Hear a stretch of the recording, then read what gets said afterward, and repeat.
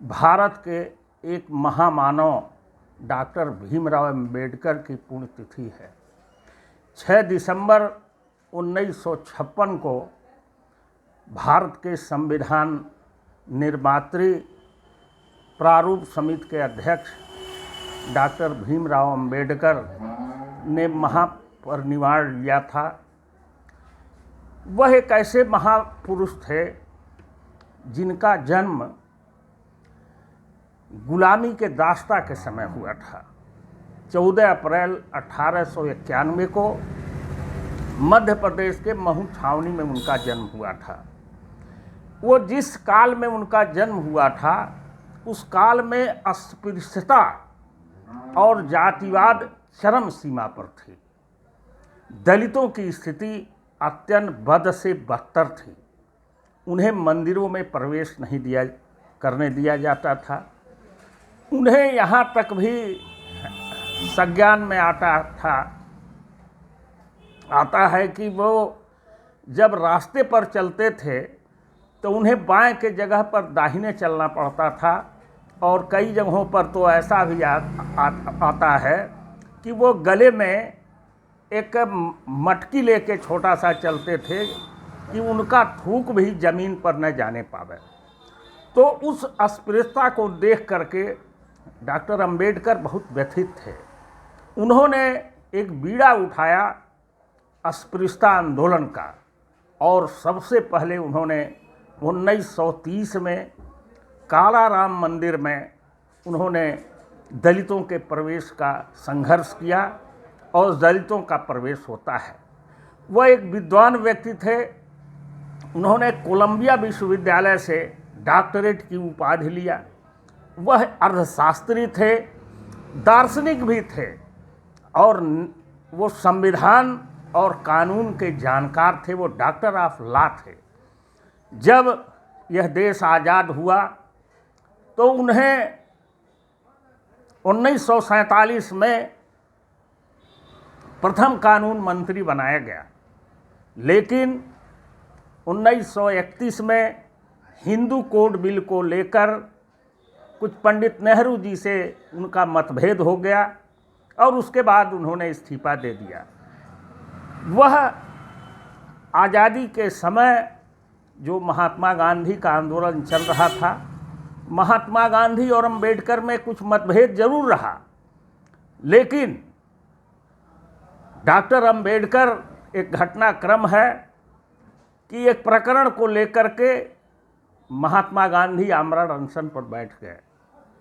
Doctor Ambedkar बहुत ही संवेदनशील व्यक्ति भी थे।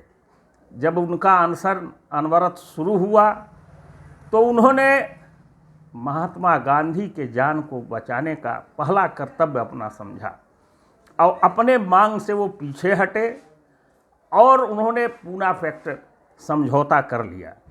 तो डॉक्टर भीमराव अंबेडकर का योगदान जुगों जुगों तक याद किया जाएगा। जो उन्होंने संविधान बनाया और जिस तरह उन्होंने रचना किया है, वाकई वो रचनाकार थे। उन्होंने जो 3 पिलर दिया, लेजिस्लेचर, एग्जीक्यूटिव और जुडिशरी, और तीनों का उन्होंने व्यवस्था दिया कि चेक एंड बैलेंस की उसमें व्यवस्था रहे और लोकतंत्र। और सबसे बड़ा चीज़ जो संविधान में हमें मिला वो सेकुलरिज्म का था, धर्मनिरपेक्षता का था कि भारतवर्ष एक ऐसा देश है जिसमें विभिन्न धर्म और संस्कृतियों के लोग, हिंदू, मुसलमान, सिख, ईसाई, आदिवासी, दलित, सभी वर्गों ने भारत माता को आज़ाद कराने का संकल्प लिया था और उन्होंने संघर्ष किया था। तो संविधान में उन्हें संरक्षण देने का उन्होंने पर्याप्त प्रबंध किया था। और उसके बाद एक जो सबसे बड़ा एक्ट उन्होंने दिया वह धर्मनिरपेक्षता के साथ साथ उन्होंने मौलिक अधिकार की व्यवस्था किया। हमारे यहाँ जो 7 प्रकार के मौलिक अधिकार हैं, वह उसमें जो सबसे बड़ा अधिकार जो दिया गया है मौलिक स्वतंत्रता का, उसमें सत्ता और सरकार के विरुद्ध भी बात करने की स्वतंत्रता दी गई है, और वह ऐसे ऐसे राइट की व्यवस्था की गई। बाद में चल करके जो मौलिक अधिकार थे उसमें राइट टू प्रॉपर्टी हटाया गया। तो उनके योगदान को अगर देखा जाए तो भारतवर्ष सदैव ऋणी रहेगा। और डॉक्टर भीमराव अंबेडकर एक महान व्यक्ति थे। उनकी कृतियां जो थीं, उन्होंने कई किताबों को लिखा।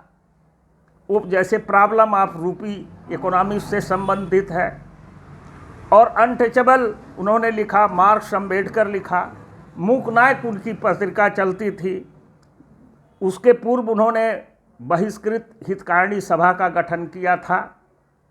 उनका पूरा उद्देश्य था कि जब तक समाज में सबसे निचले तबके का उत्थान नहीं होगा, जिनकी संख्या भी ज़्यादा है, तब तक इस देश का विकास नहीं होगा।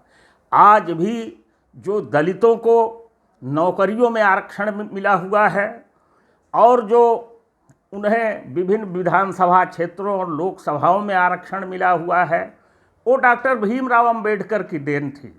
और डॉक्टर भीमराव अंबेडकर के प्रस्ताव को जब संविधान बन रहा था, तो पंडित नेहरू हों, चाहे डॉक्टर राजेंद्र प्रसाद हों, चाहे पटेल हों, चाहे पुरुषोत्तम दास टंडन हों, और उसी असेंबली में क्या नाम है, संविधान सभा में हमारे इस जनपद के प्रोफेसर सिब्बल लाल सक्सेना भी थे।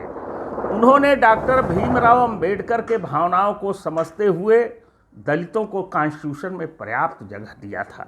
हम उनको आज सत नमन करते हैं। और बाद में सबसे बड़ा जो उन्हें प्रतिष्ठा मिला 1989 में, जब भारतवर्ष में राजा विश्वनाथ प्रताप सिंह की सरकार राष्ट्रीय मोर्चे की बनी थी, और उत्तर प्रदेश में उस समय माननीय मुलायम सिंह यादव जी मुख्यमंत्री बने, बिहार में लालू यादव जी मुख्यमंत्री बने। उस समय उन्होंने एक जो ऐतिहासिक फैसला किया कि डॉक्टर भीमराव अंबेडकर को जो अब तक भारत रत्न नहीं मिला था, 1990 में उन्हें भारत रत्न की उपाधि मिला। और उनका चित्र जो है सेंट्रल हॉल में लगाया गया। हम माननीय वीपी सिंह को भी बधाई देते हैं कि उन्होंने डॉक्टर अंबेडकर के मान सम्मान बढ़ाने का उन्होंने जो प्रयास किया था। हम आज के दिन उन्हें सत नमन करते हैं। जय हिंद, जय भारत, जय समाजवाद।